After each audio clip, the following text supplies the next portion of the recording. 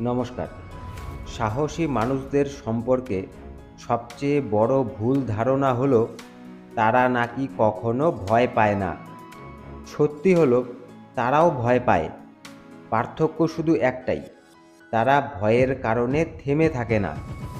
যখন নতুন কোনো পথে হাঁটবেন, অনিশ্চয়তা থাকবেই।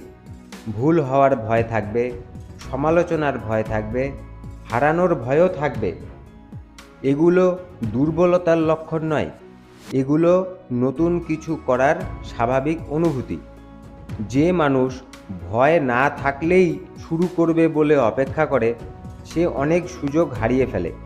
আর যে মানুষ ভয়কে সঙ্গে নিয়েই প্রথম পদক্ষেপ নেয়, সে ধীরে ধীরে নিজের সীমা ভেঙে ফেলতে শেখে। মনে রাখবেন, ভয়কে জয় করার একমাত্র উপায় ভয় থেকে পালানো নয়, ভয়ের মাঝ দিয়েই সামনে এগিয়ে যাওয়া।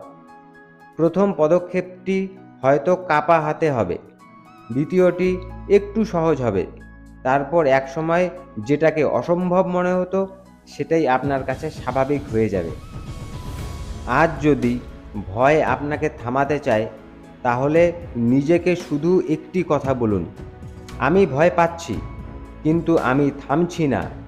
কারণ সাহস মানে ভয়ের অনুপস্থিতি নয়, সাহস মানে ভয়কে সঙ্গী করেও নিজের লক্ষ্য থেকে চোখ না সরানো। তাই আজই এগিয়ে যান।